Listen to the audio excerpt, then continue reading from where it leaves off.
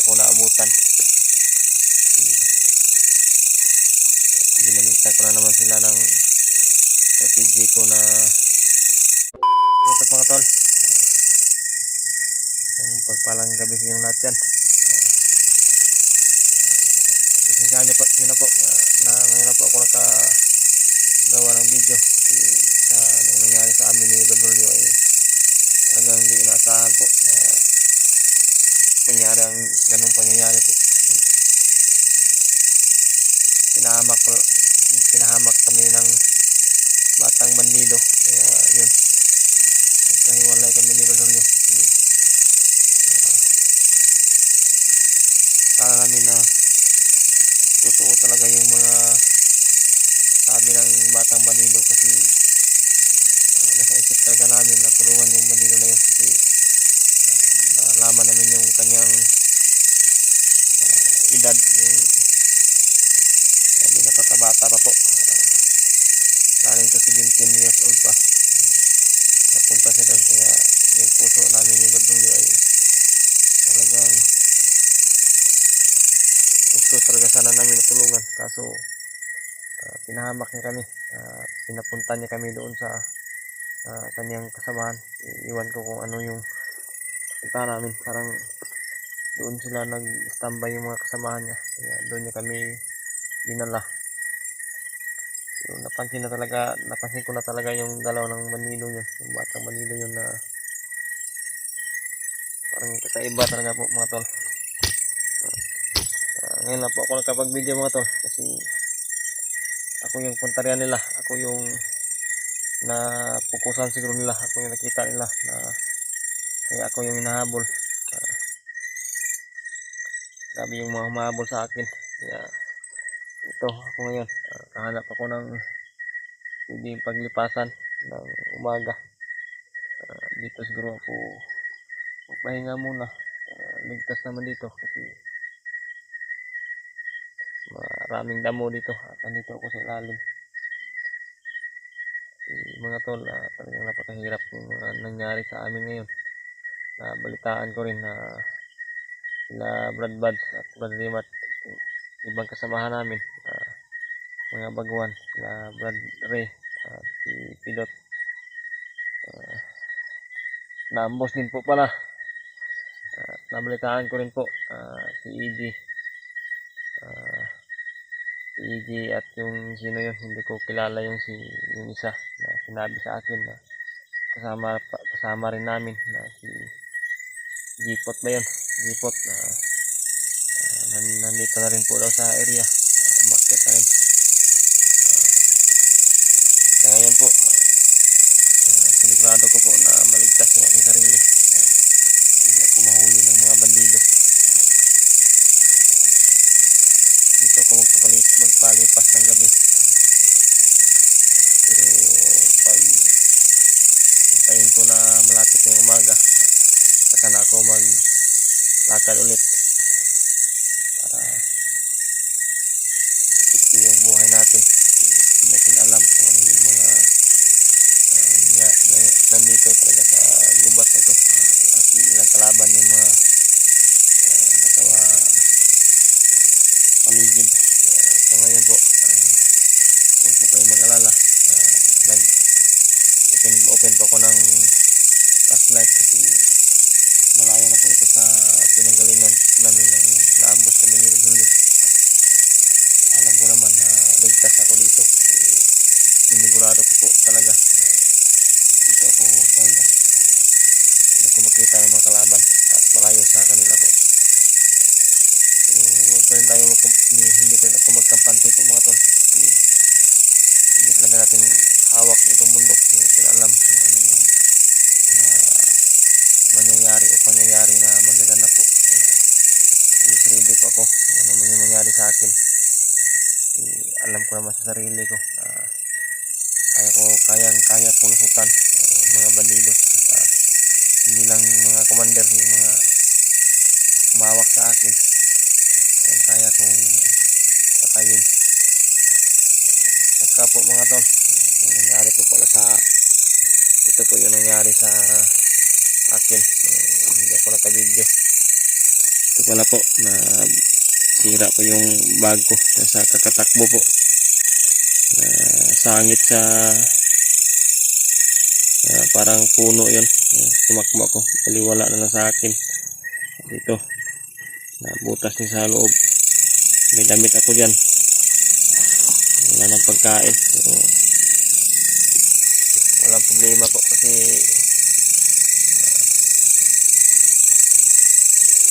kaya naman natin na maghanap ng mga laman gubat dito na prutas pwede natin kainin. Pero mas maganda talaga sana may pagkain tayong dala para hindi tayo magutom po. Ayun po mga tol, ipagdasal niyo po palagi po yung mga kasamahan ko, sana na ligtas din sila. Yung mga bihag po na asawa ni Brad Ward at ni Bradley, sana hindi sila binaboy ng mga bandido, hindi binaboy ng mga commander, hindi binaboy ni Bagnot. Kakaawa po, may mga bata pa sa kanila kasi buntis pala yung asawa ni Brad Ward at ni Bradley. Ngayon po, yun lang pong naalala ko ngayon. Kay Brad Ward, hindi ko po na balitaan na kung ano nangyayari kay Brad Ward doon sa kanyang anak na kanyang pinuntahan. Iwan ko kung umakyat na po ba si Brad Ward o hindi pa. Nung hinatid namin talaga siya sa baba, kasi namin na umuwi na muna siya kasi yung sugat talaga sa paa niya ay lumala po, namaga ba, kailangan na ipahinga. Sana mabilis na makarecover si Brad Ward kasi kailangan pa po siya ng kanyang mag-ina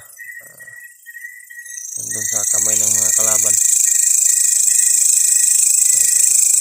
Sana rin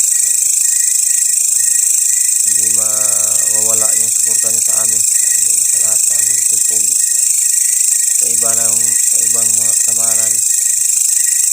Pagdasal niyo po palagi, yun lang po yung hiling ko. Pagdasal niyo po ninyo palagi pagkasa namin.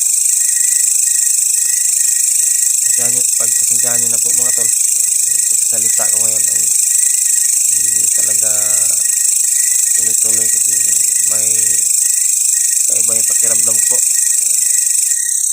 Sobrang pagod siguro to ng katawan ko tungkol doon sa nangyari sa amin. Grabe yung takbo ko kasi parang sa akin nakapokus yung mga kalaban ko, yung nakita nila ko, yung nasundan nila pa. Buti na talaga hindi nila ako naabutan. Ginamitan ko na naman sila ng strategy ko na hindi pa subok ng lahat.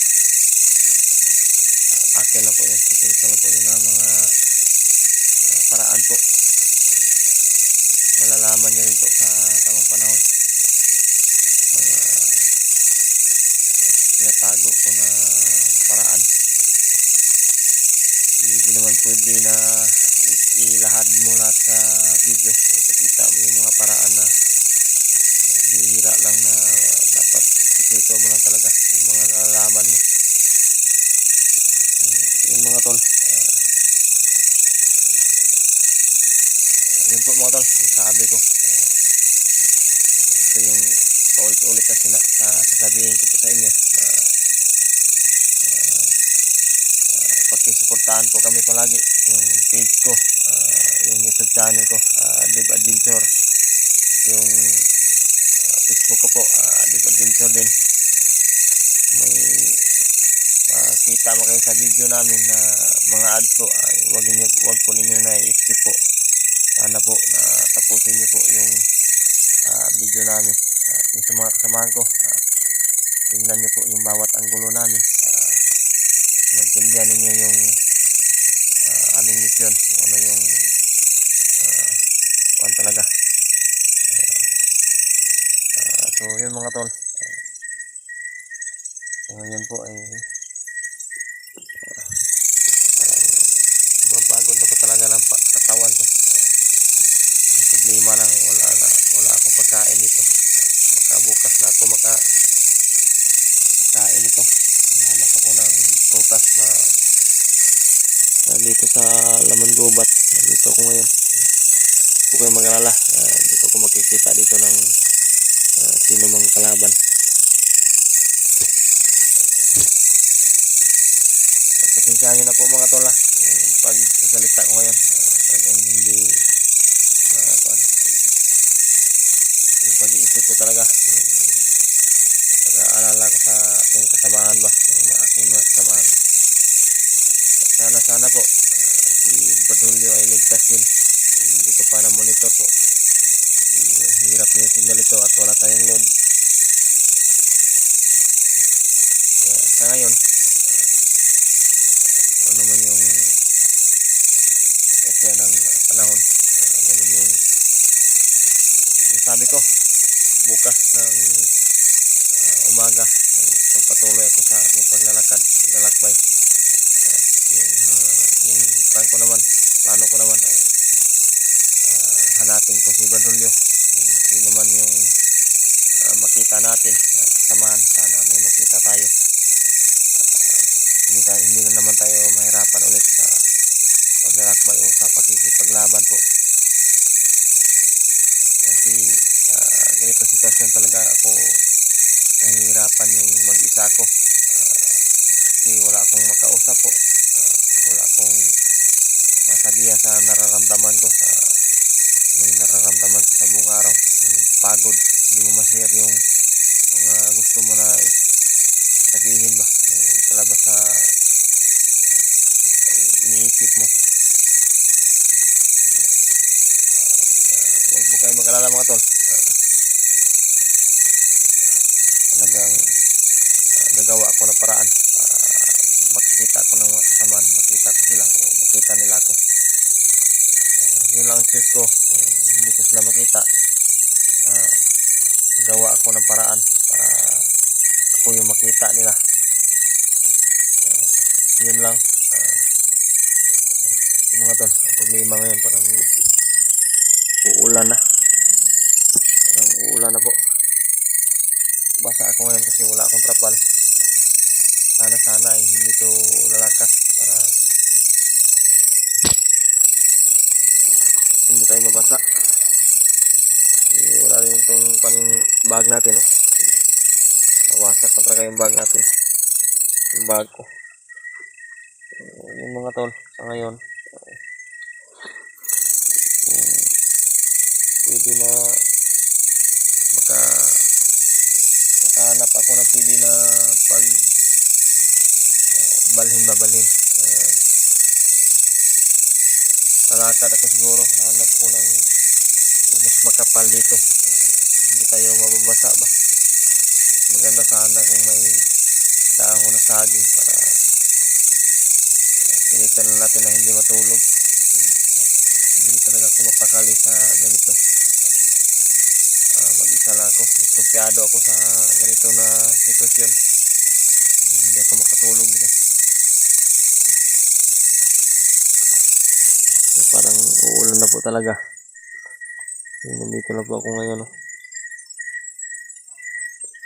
Hindi po ito ma-monitor ng kalaban. Kasi gabi hindi na makita kung ano yung nasa paligid. So yun mga tol, ulitin ko po ulit. Pagdasal niyo po kami lahat, buong Team Pogi, sila Brad Buds, yung mga namumuno sa grupo. Huwag po kayong magsawa na sumuporta sa amin. Huwag po kayong magsawa na tumingin sa video namin.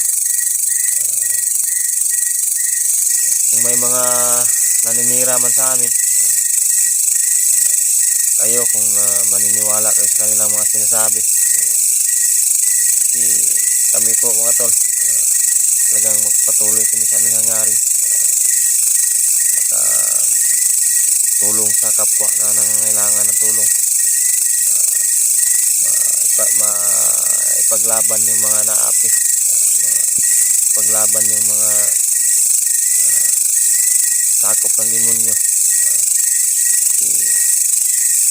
Yun ang po yung talaga yung hangarin namin, yung layunin namin.